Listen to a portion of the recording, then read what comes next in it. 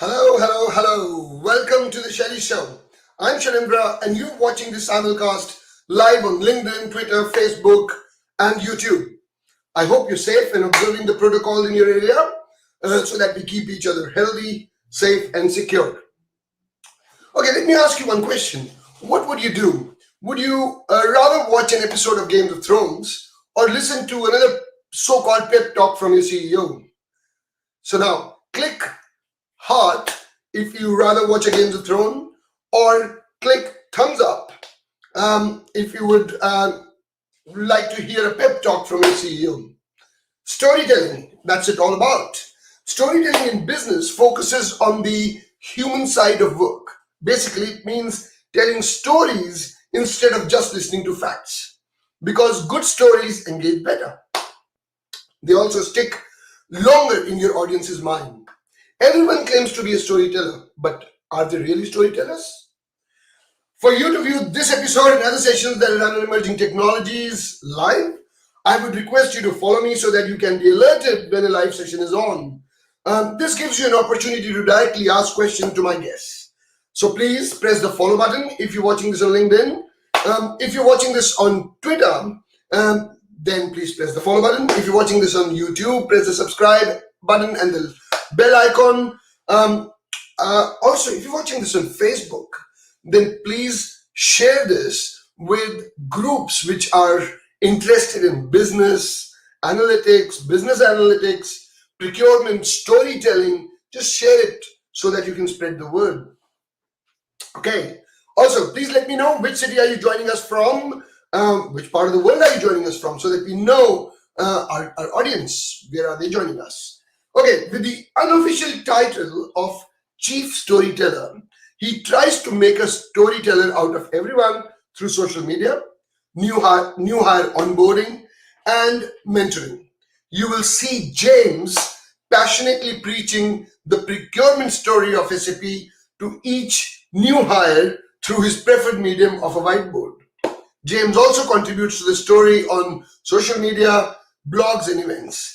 Just don't expect to see him using PowerPoint. And we also don't talk PowerPoint on this show. So James Marland is the Global Vice President in the Center of Excellence for Procurement at SAP.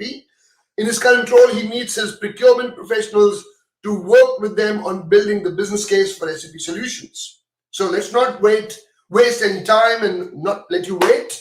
And let me bring on James Marland, Global Vice President at SAP. Drum rolls for him. Hi, James. How are you? Welcome to the show. Thank you, Shelley. It's good to be calling in from a very sunny and surprisingly warm London we have here. Well, thanks for the introduction. It's great to be on your show. And people say, so where have you come from? And I joined SAP in the 1990s. I like to say when R3 was a boy. And did pre-sales there. But then I quit to join a company no one had really heard of called Ariba. Had a long run there. And of course, Ariba was subsequently bought by SAP. So I'm kind of back where I started. So I have a sort of a boomerang return to SAP. But one thing I note from my early career is I gave a session on storytelling in about 2005. And it was based on some of the stories I look at, Aesop's Fable and the story of the Good Samaritan in the Bible. And that's the only bit of content I've gone back through from that time. So you mentioned 2005, it's before cloud, before many things that we see. And the only thing that's really stuck as being something that was true then and is still true was this idea of how can we encourage people to be storytellers. And people still ask me about that session, even though it was 10 years ago. And it just shows that stories, if well told, they have a longevity that almost nothing else in business does. So guys, let me talk to the audience and ask them if they've got any question during the session. Please put that in the comment section, and I will definitely take that question in the audience Q&A section, which is at the end of the show. And yes, you will have to wait, and I will call each and every name out and take the question as it is. So please, if you've got a question, put it in the comment section, and love to hear from you guys. Okay, so you just mentioned that you joined Ariba, then you came back to SAP, and you started from SAP. So how many years have you been doing all this? And tell one interesting fact about yourself. Okay, so I think I gave you the history there, and I think when we talk about business, it's important to have a story about yourself. And so when you do it, this is the first bit of coaching really, is when you do an introduction, and let's face it, we all do introductions these days, is what is the career narrative that you would like to tell to encourage your listeners to treat you with respect, with authority.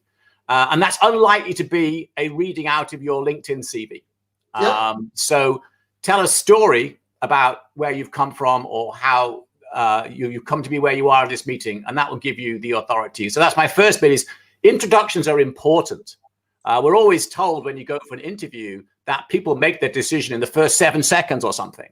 The same is true in a Zoom meeting, quite frankly. So how you appear at the start of a Zoom meeting, this is game on, right? This is not like some warm-up. This is the deal. So think about how you introduce yourself. That's the first thing. And you asked me for a couple of facts about myself. So I'm a big fan of wearing hats. Part of that is a social media thing. You have a bit of come across differently. Also a little bit thin on top. Plus, it provides something for people to remember you with. In the days of going to big meetings like Sapphire or the SAP kickoff events, where there's literally 5,000 people in a hall, there's one guy wearing a hat, and he's easy to spot.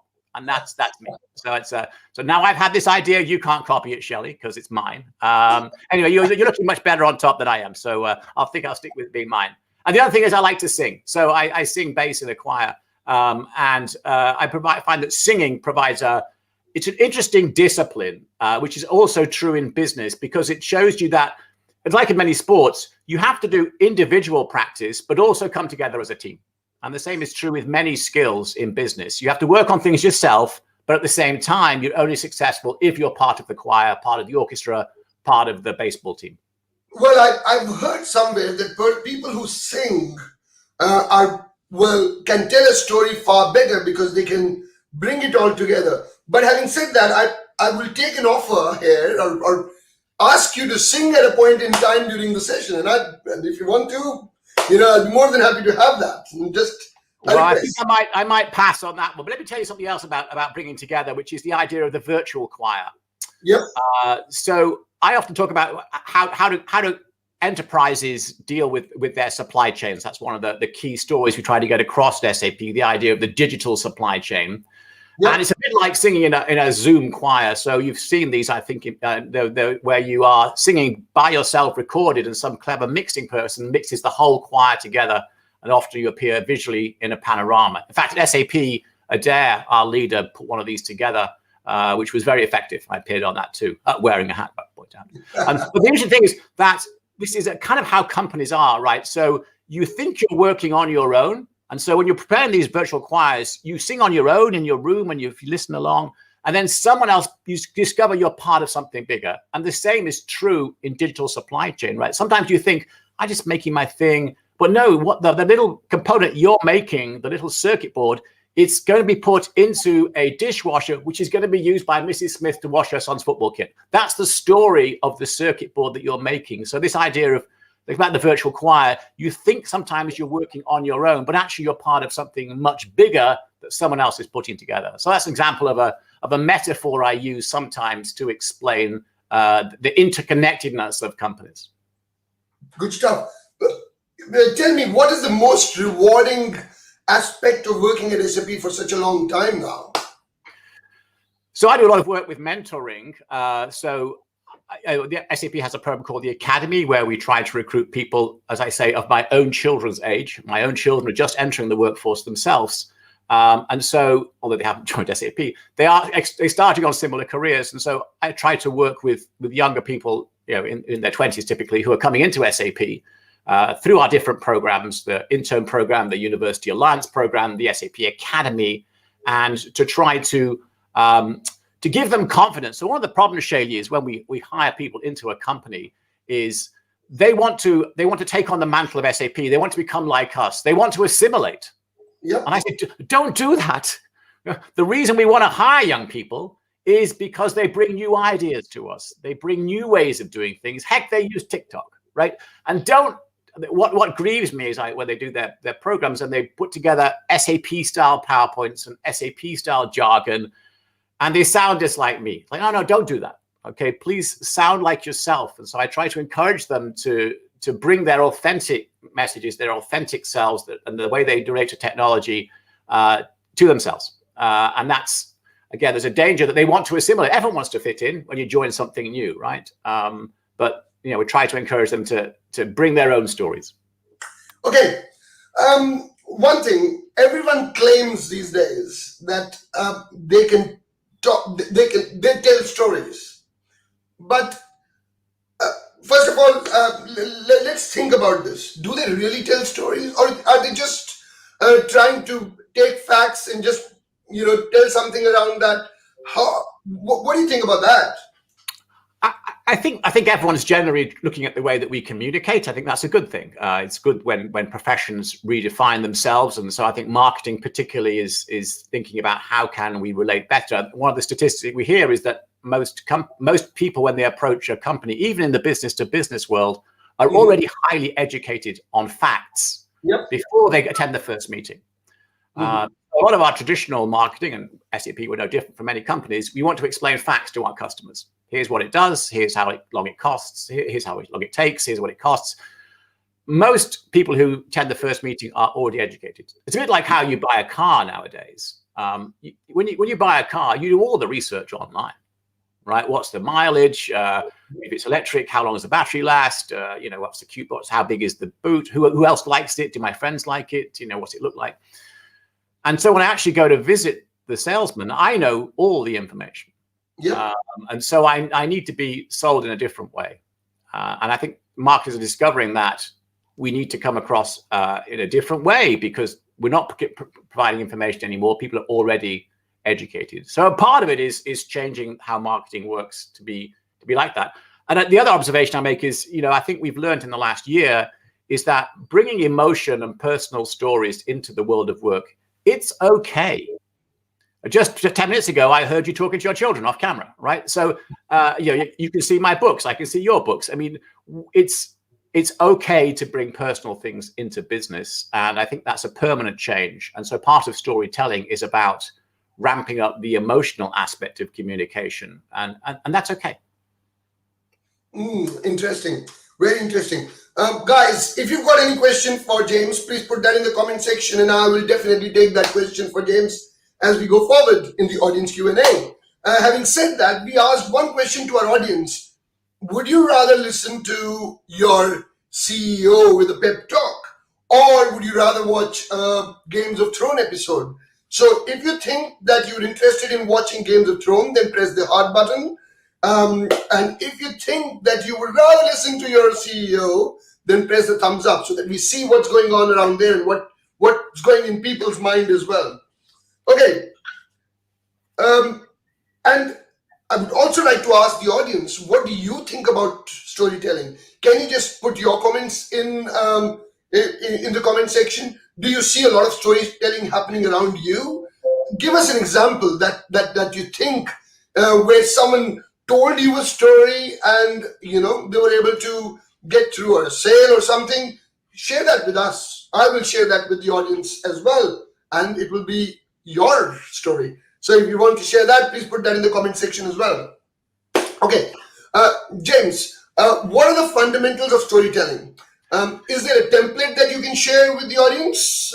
Now, guys, this is one-on-one storytelling learning. So if you want to learn storytelling, this is the place to be, and James is the expert. So James, go on.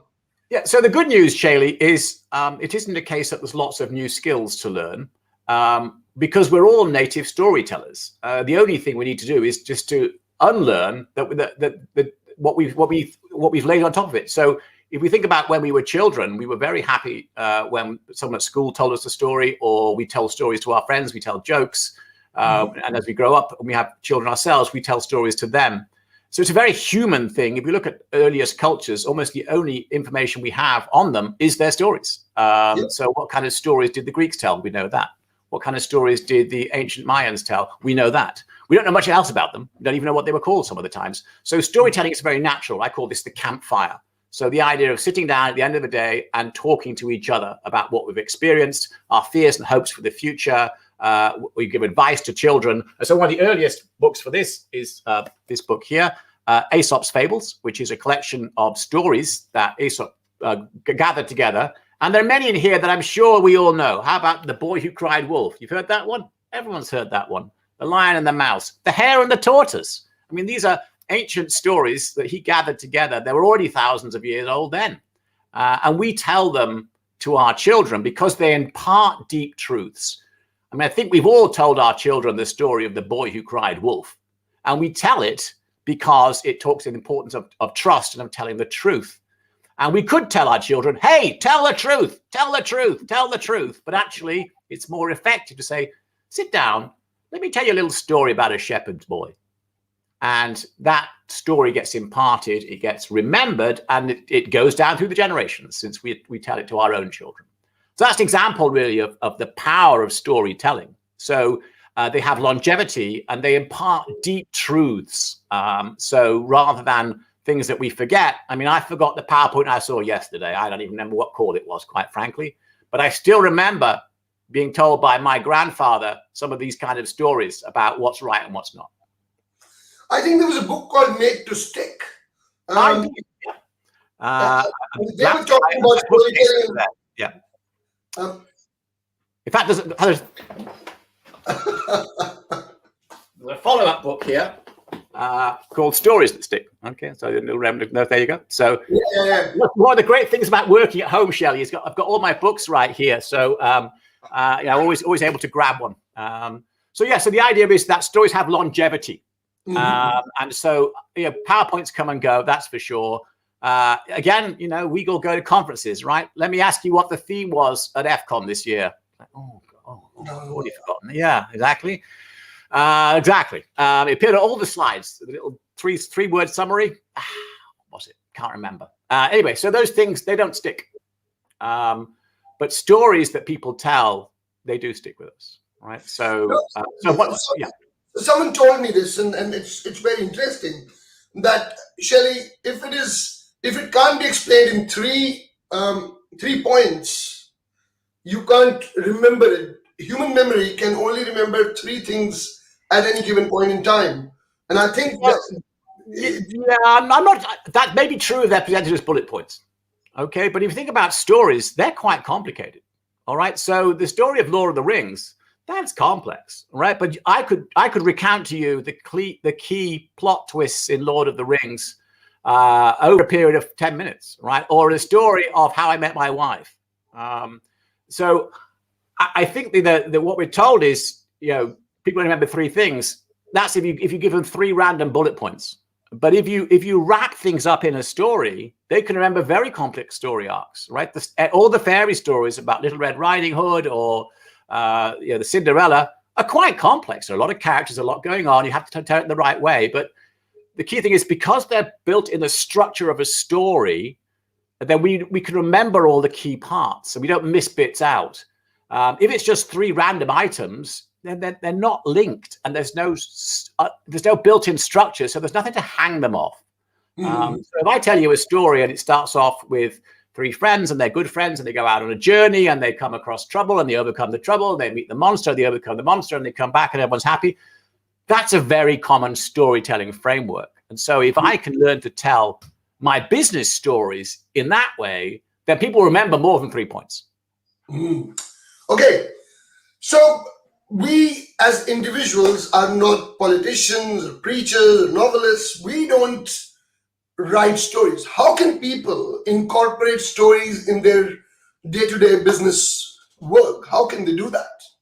Okay, well, that's the key question, right? So there are sort of three aspects, I think. So first of all is, where do you find stories? I call that the mine. And then the question is, how do you make them better? I call that the refinery. And then finally, how do you actually tell them? And that's the stage. And they're all parts that you can work on. So if we look at, how do I find stories? Well, number one thing is listen. Listen to customers, listen to partners, listen to other employees.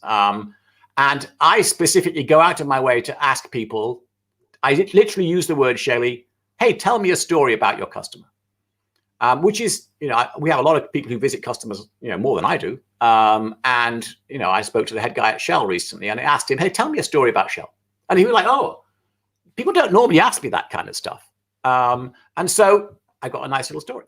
And so that's one thing.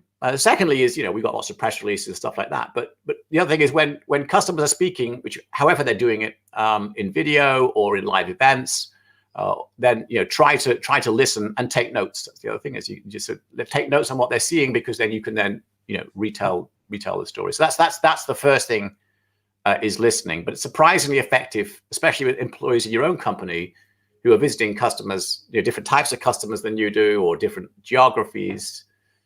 Tell me a story about what's happening.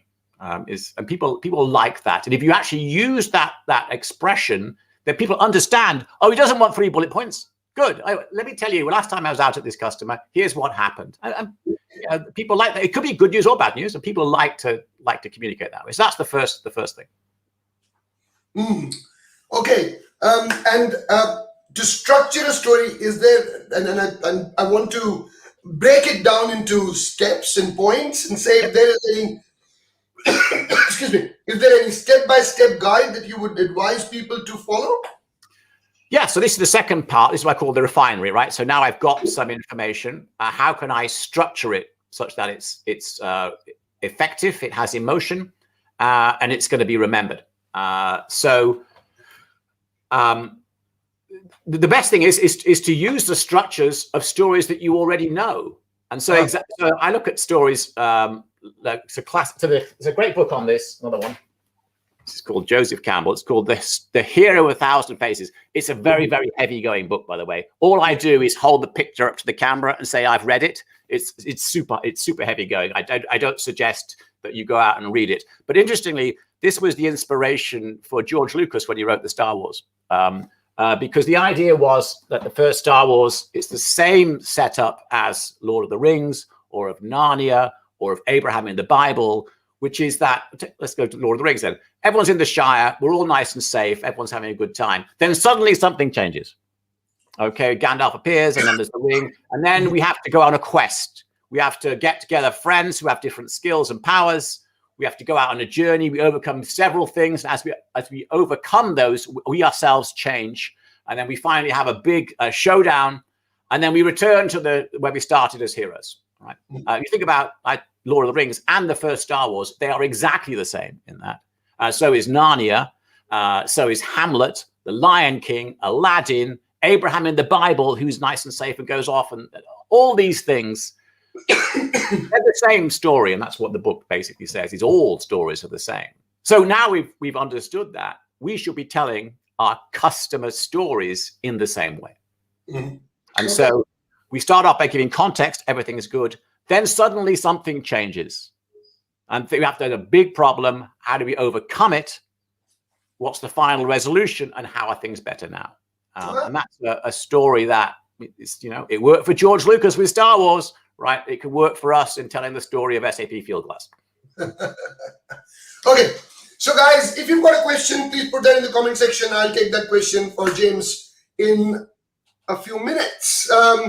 But before I go on, guys, please don't forget to press the thumbs up button or the heart button, depending upon what you want to do.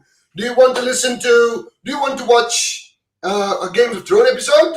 Then press the heart button. If you want to watch or listen to your CEO talking or giving a pep talk, press the thumbs up button. And let's see who's winning here. At the moment, I'm seeing a lot of people giving thumbs up, thinking that, they want to listen to the CEO with a pep talk. And I don't know why is that happening, but that's what we see. A lot of it, Shelley, comes into how is it coming across? So one of the things I've learned working remotely, and thanks, Gwyn, for your question on this, is that people crave faces more than they ever have done. And since, we're not meeting new people, some of us are barely going outside. So seeing faces is really important, which is why I'm very pleased, Shelley, we've got cameras on. And you said, would you like to use a PowerPoint? I said, actually, no. So one thing about using PowerPoint in Zoom or Teams is that as soon as you show a PowerPoint, again, you've all experienced this, your face is now 5% of its original size. Absolutely. And it's a little tiny postage stamp in the bottom corner of the screen, and no one's looking at it. And so unless your PowerPoint is 95% better than your face, then don't share. If you just got 3 things to say, just say it, and say it with your face. People naturally look at people's faces, and PowerPoint is a tune-out option. If you show the PowerPoint, before you know it, it's Alt-Tab and they're checking their email. So, I mean, PowerPoint has its place. I'm not going to say you can't explain everything, but just be careful that if you just want to talk face-to-face, then talk face-to-face, and so practice unsharing a lot, because, okay, especially the customer is concerned, or you want to answer a question, come off share, let them see your face. I think if you read these books on neuroscience, they always tell you that we're designed to recognize people's faces. Babies can recognize faces after 3 minutes out of the womb or something.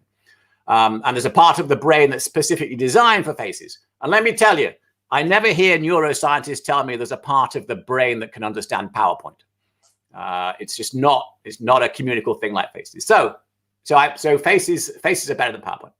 So does that mean that there is a need for a change in the way PowerPoint works? Because earlier it was a big screen where you can show people on the wall. Now the screen is as big as this, or even a mobile phone. So the PowerPoint needs to fit in a way in a half screen so that you can show the person in the half screen, and like, for example, we're talking now half. So if the PowerPoint could fit in this part, then that may be more interesting than having a PowerPoint which was just this if you were to do it in 2 screens. Yeah, so I spent some time on this, Shelley. So both Zoom and Teams, it's kind of hard to force the other person on how to look. And you can do clever things with cameras yourself, but I mean, generally the simplest thing is just turn off screen share now and again. And so that your face is like, whoa, yes, there's a real person behind here. So that's what I do. I've learned very quickly, they're not so simple, that there's 3 or 4 clicks to turn the screen share off with Zoom and Teams, and they're not the same. So I definitely suggest that people, and always start and end meetings with your face. So don't start the meeting with a stupid slide that says, your name, whatever. Start the meeting with your face. Absolutely. Does that also mean that COVID has changed the way we tell stories? Because, earlier we used to do one-on-one. Now it's all digital, and it's all one person sitting on one side of the screen and the other on the other side. I think it's changed. I'm not so much the technology. Obviously, the technology has changed, but the thing I've observed, as I said before, is that people are more willing to bring their emotional or their personal things into work. So for instance, now I notice a lot of emails, they sign off with, stay safe and stay strong, or something like that, which is, nice and friendly. And they start off with things like, I hope things are okay with you in Singapore or something. So I think this bringing of my personal is good. Oftentimes people say, oh, my kid's making a bit of a noise. Oh, bring him into the room. Everyone loves that, right? Or, so there's a cat. Let's look at your room. So this idea of bringing a personal story, I think that's a good thing. I think this idea of corporate PowerPoint, corporate presentations, wearing a suit on the stage behind the lectern, I'm not sure that's going to be a big thing. Well, okay. Very, very quickly, some of the things or some of the activities that the listeners can embark on straight away to improve their ability to tell stories, what would you say? But before you answer the question, let me ask the audience, guys, if you've got a question, this is your moment. Put that in the comment section.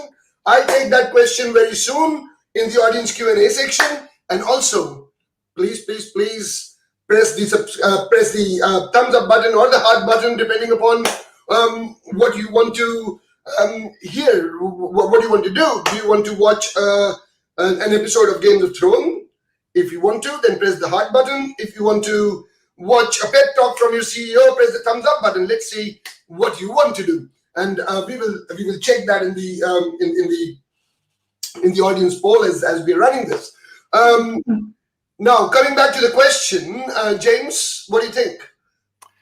So I think a good way to get started is to take the resources that you already have and think about how you can retell them in a story. So I'll give you an example here. So this is about our product, SAP Fieldglass, and we have an example of how we it helps our customers figure out their external workers.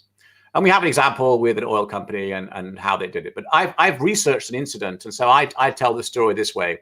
So we have a customer, Chevron, and they have an oil field off the coast of Africa. Everything's fine. Imagine you're the maintenance engineer there, Shelley, and everything's good. You're an expat. Things are pretty simple. You know, life is good.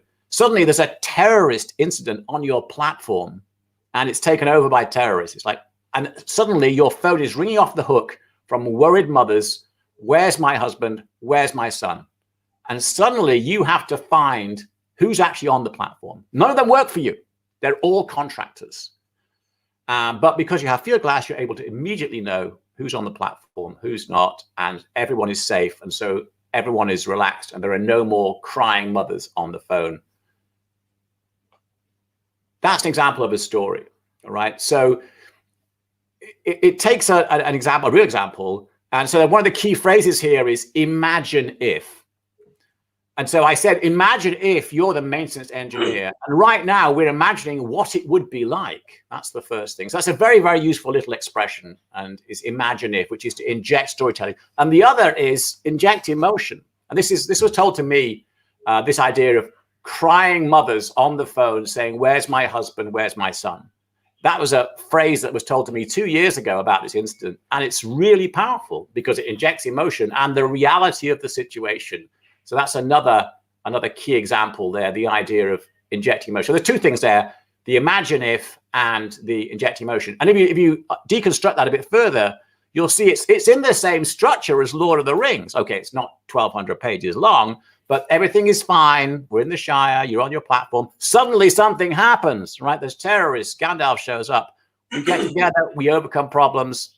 Now everything's better.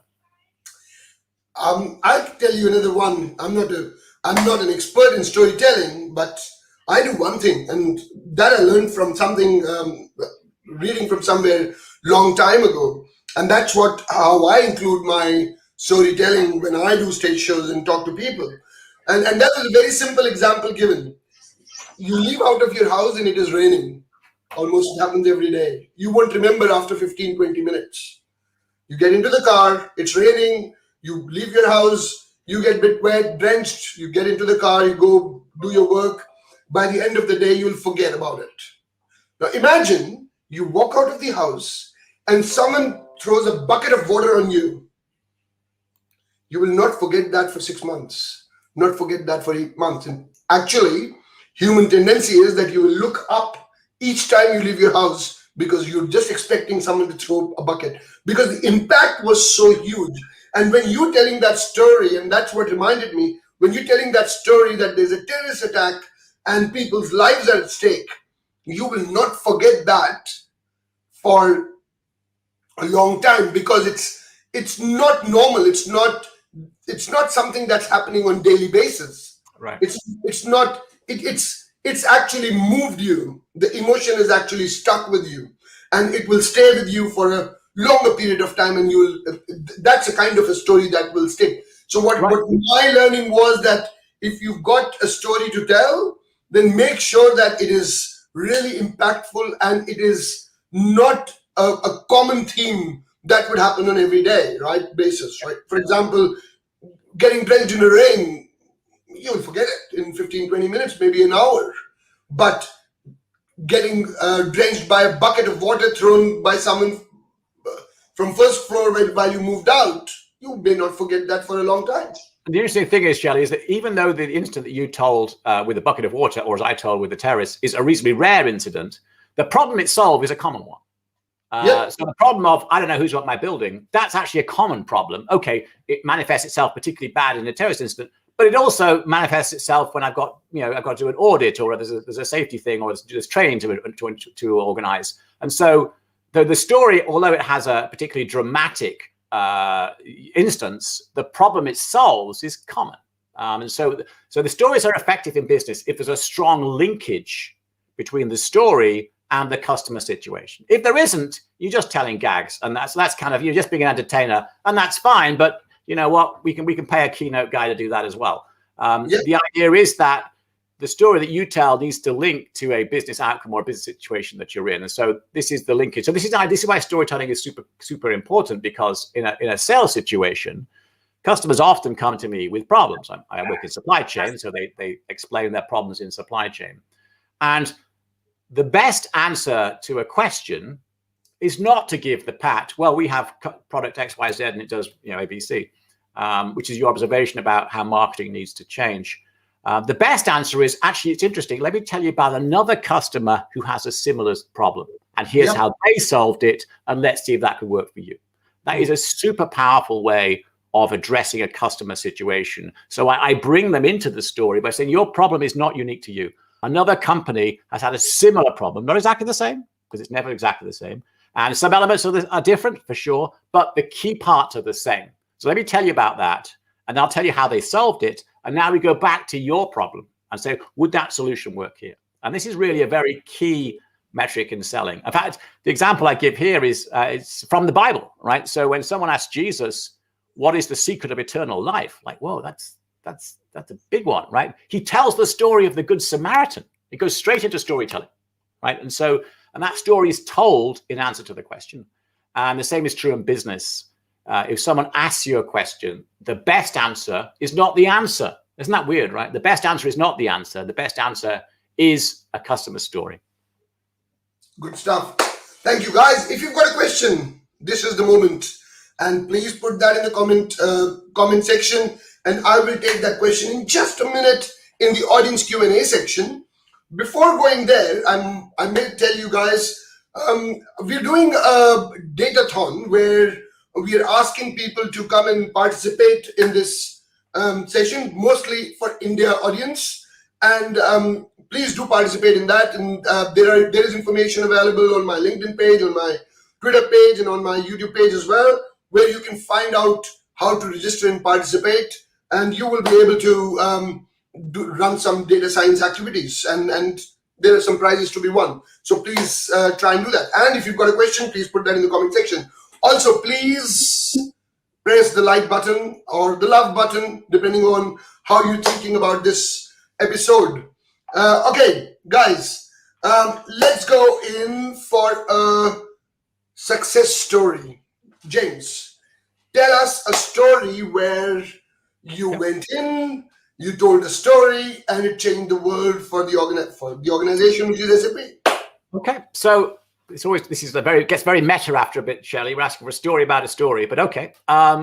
So we had a big account here, and I told the story, which I often tell, about applying for a passport in Britain, and how when you apply for a passport, the post office itself does the check. So they screen out most of the errors before the passport office even gets them. And I tell that story because it's like an intelligent network that screens out errors in documents. So rather than the customer or the supplier getting a bad document, the network itself has intelligence to screen it out. So just like in a passport, imagine you applying for a passport. In some countries, if you make a mistake, it goes to the passport office and they send it back, and that's 3 weeks wasted and you miss your holiday.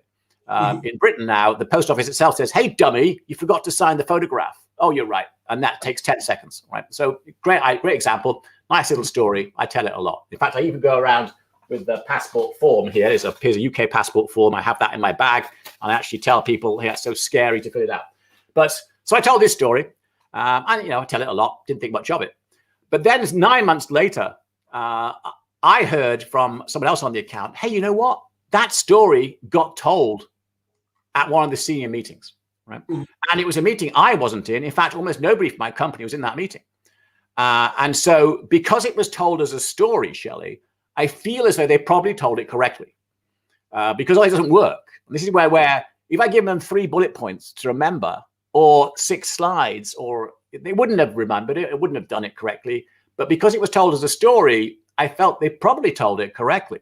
And so, the truth I wanted to impart, which is the business network has intelligence, that's the key idea, got told in a meeting I wasn't even in, didn't even know about. And so this deep truth got into a locked room, this is real power, right? So you get to have your truths in meetings that you're not in. And if the musical Hamilton has this song, you got to be in the room where it happens. Well, salespeople, I got to give you some bad news. You're not usually in the room where it happens, right? Some board meeting where your sponsor asks for lots of money. You're not in that meeting. Your PowerPoint isn't in that meeting. Your 3 bullet points aren't in that meeting. But maybe your story might be, if it was told properly. In this example, it was. And the one last thing on that story, by the way, is that another example of stories is they get transmuted, they get changed. So I told that story to my colleague Sharon, and then she's American, but she came over here and she to stay with a friend who applied for a passport for a new baby, and they made a mistake, and she saw this in action, and she like burst out laughing. Oh, that's the story that James always tells, and now she has a better version of it than me because she can tell the real example of it actually happening to her. And so this idea that stories can get personalized, they get mutated and become even more effective. And so stories, in the same way that stories pass through cultures and so on. I did a talk with some Koreans, and they said, "Oh, that hare and tortoise, we have that story, but it's told differently." And so, yeah.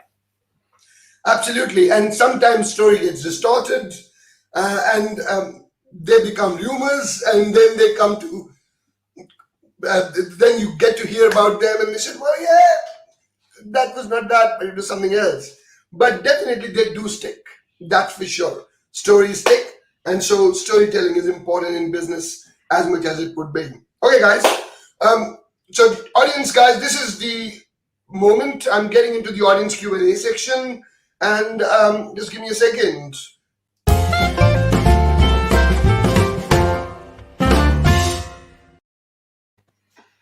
Okay, so let's get the questions. First thing first, there is Shoaib Saifi from Delhi. Hi, Shoaib, how are you? Okay, Univ, if I've got it right, Univ Esegrav. When and how do we even get back working with SAP, even if you or all know of it? I don't know what that means. Nothing to do with SAP. Can't answer that question. A LinkedIn user asked, I don't know why. James, can you talk about the telling of a story, the craft of it?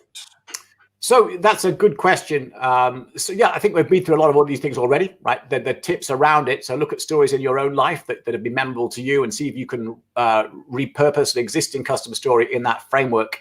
And the last comment is to think about the story that you're thinking of crafting or designing. What question is it designed to answer?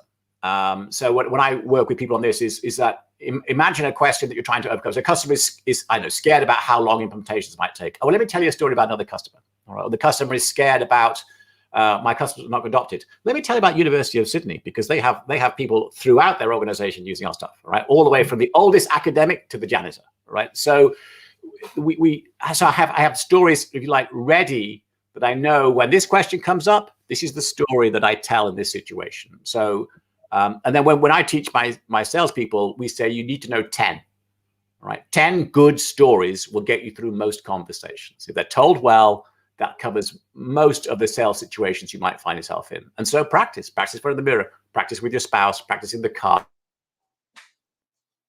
Okay. By the way, that was Derek Power from, I don't know where it was from, but have we lost James? No. Okay. James, that was Derek Power from LinkedIn. I don't know why his name didn't appear, but sorry, Derek. Okay. Next question is from Shoaib. He says, what's the importance of non-verbal communication in storytelling? So that's a good one, Shoaib. So thanks for that question. This relates, I think, so since we're talking remotely these days, a lot of video presence. So I always try to make sure that I have hands. So I'm not a fan of virtual backgrounds because if you do that, then you can't wave to your hands, you can't hold things up to the screen. Yep. So virtual backgrounds, they can't even wear a hat properly. Virtual backgrounds inhibit your ability to come across as a human. So it's okay sometimes, but if you have a virtual background, here's a tip: keep your hand signals in front of the frame of your body. Okay, so you can still do quite a lot with this kind of stuff. See, my hands remain in front of my body, And even with a virtual background, that still works. So try to find camera positions where people can see your hands and learn gestures that make you come across more human. People like that. It's live, and so that's, I think, important. Obviously, smile. That's a good one. If you're not a natural smiler, I even put sometimes a little smiley face next to my camera just to remind me, hey, you need to smile more. I'm not necessarily one of the most smiley people, so try to work on that as well. Mm-hmm. Good stuff. There's a question on YouTube, and that's from Gwyn N. Hi, Gwyn. How are you? Thank you for joining us from Manila. Hello. She says, hello from Manila. James, has your storytelling style changed since you started working from home? That is, have you incorporated referring to your home office background, which is visually more personal? Exactly what you just said. Yeah, so thanks, Gwyn, for your question. It's good to see you. Gwyn and I have been working a lot on storytelling. In fact, we collaborated on a story about the jitney in the Philippines. So it has evolved. Before I had a green screen, and it's right to the side there. I've stopped using it in most situations because it is. It looks a little professional with a background. I use it sometimes, but I prefer to say this is my home. And even with people who, for whatever reason, they don't have a good, comfortable spot, I suggest that you have a virtual background that's still personal. Mm-hmm. So, think a bit about this. Pass a different part of your house. It reminds people that like you, I'm working at home. Like you, I miss my parents, I miss my children, I miss my dog, and so it comes across that. We're all going through this together. So I think that there's a subtle thing there. I even do curating of books. I know that's a bit over the top here. So you'll see that I've got here lying right on camera. You want to see a nice, good old book to read? There you go. There's a classic, right? So and you have 800 pages of pure excitement there. So curating of books, that's a bit cheesy. I did it today just so I could do that very thing. So okay. She has extended the question. She says, has your storytelling style adapted new things since almost everyone you meet with has started working from home? That is visual references to the more personal space on cam? Yes, I think we've all improved our virtual presence over the last 12 months. I've got a better microphone, for instance. I invested in a camera. I'm sorry it's not looking as good because it's quite a rare sunny day here in London.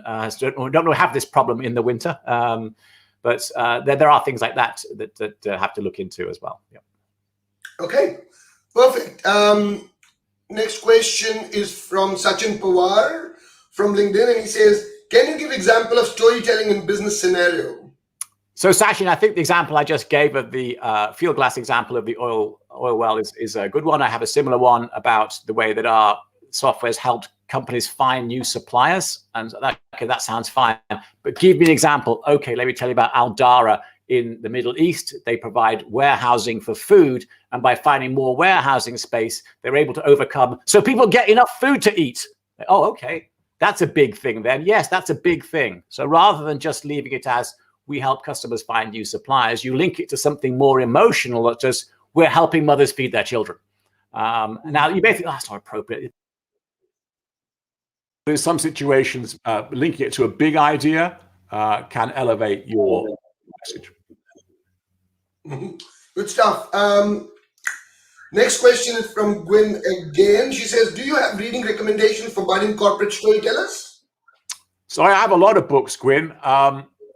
In fact, I'm writing my own, which has got as far as the title only, but it says it's something. The title is something like From Campfire to Boardroom. That's good, right? But I actually haven't written it yet. It's all in manuscript. So I hopefully get cracking on that. I mean, there are several on this. I think I held this one up already. Stories That Stick, that's a good one. The Science of Storytelling, another one. So yeah, there are quite a few. Okay. There's a thumbs up from Shanzi Khan. Hi, Shanzi. How are you? Hope you're enjoying the show.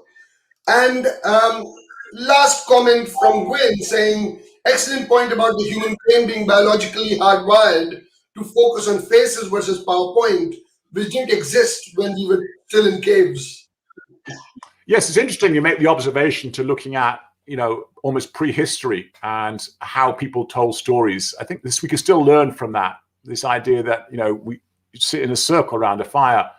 Are there ways to mimic that on remote meetings, right? So rather than stage and audience, are there ways to mimic the storytelling that we see around a campfire? If you think about when you would go on a camp as a kid, it wasn't one person at the front and then everyone else listening to them. It was around a circle. And so are there ways that we can set ourselves up such that we're more equitable in our meetings? I think that's another thing there. And so this last comment on that is that stories are designed to impart a deep truth. That's a quote from one of my ministers at church. Storytelling is the way we impart deep truth. So things that are important in our lives, we tell face to face. So if anyone on this call who's married, if you think about how you proposed to your fiance, right? You didn't use PowerPoint slides, right? You looked them face to face and used human emotion, right? The same is true if you were disciplining children, right? You say, let me give you 5 reasons why it's important that you don't disrespect your grandmother, right? So you tell a story. Even as things that are bad, if you had to visit your doctor, says, Shelley, I have some bad news for you. Your last cancer scan wasn't great. Right? You want a face-to-face conversation, right? You don't want him to hide behind some mumbo jumbo, some jargon, and most doctors don't. They look at you face-to-face and they know how important that is. So things are important in our lives. We use stories, we use face-to-face communication. And so my belief is we should do the same in business. If we truly believe that what we're selling or telling the customer to do is important, then we should give it the honor of face-to-face communication, just as we do in our own lives for things that are truly important. Good stuff. And Gwen has mentioned one thing which I would ask as well. Excited to get your book, James. Hope a digital version becomes available. So tell us about your book. What is this book? So the problem is it's still all in manuscript form at the moment. I mean, there's lots of pages. This is looking good, but I haven't made the step from having ideas to actually writing it down. So maybe that'd be my challenge. What I need is a year when I'm not traveling. Oh, I just had one of those. Good stuff. Thank you, Gwen. Thank you for being interactive and asking these questions. Thank you all for asking these questions. Thank you very much. It was a pleasure having you guys listening to the conversation. Hope you enjoyed the conversation. So, James, everyone who comes to the show, I ask them one thing that you want the audience to take away from the session. What would that be? Say that in a phrase or a sentence. Don't make it long. Yeah, I take communication in business the same way you take it in the rest of your life. So bring your Saturday game to your Monday morning.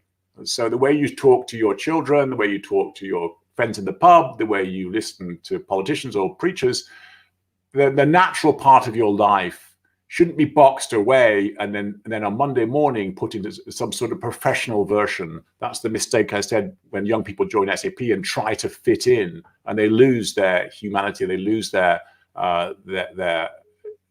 way they come across. And so for the people on the call, look at the way you communicate in your regular life, which I'm sure you're great at, and don't box it away on Monday morning. Bring that same storytelling, that same emotion, that same face recognition to your first Zoom call on Monday mornings. Good stuff. Thank you, James. It was a pleasure having you on the show. And I hope the audience learned a thing or two about storytelling from you. And you've been doing a great job and turning that around. Thank you very much for being here. All right. Well, thank you. And thank you to everyone online for your questions. And Gwyn, good to see you. I hope you enjoyed the show. Thank you. So guys, that was James Marland all the way from London, and I hope you enjoyed the show and you had some good time learning how storytelling works and how it fits together in business context and how people actually share stories. Good stuff. Thank you very much for joining us. There was quite a big audience today, and I'm assuming a lot of people from Europe and that part of the world, because it is late evening for me. But thank you for joining us. And before I go, I must tell you, if you like this episode, then please like it, share it with all the others who would learn from James and learn storytelling, the art of storytelling. And I request you to please press the subscribe button and the bell icon on YouTube, press the follow button on Twitter, and press the follow button on LinkedIn. It will be really, really helpful for me to run the show and bring the message to more and more people. So please like, share, subscribe, follow. That'll be great. Thank you very much. It was a pleasure having all of you on the show. See you later. See you soon. Bye now.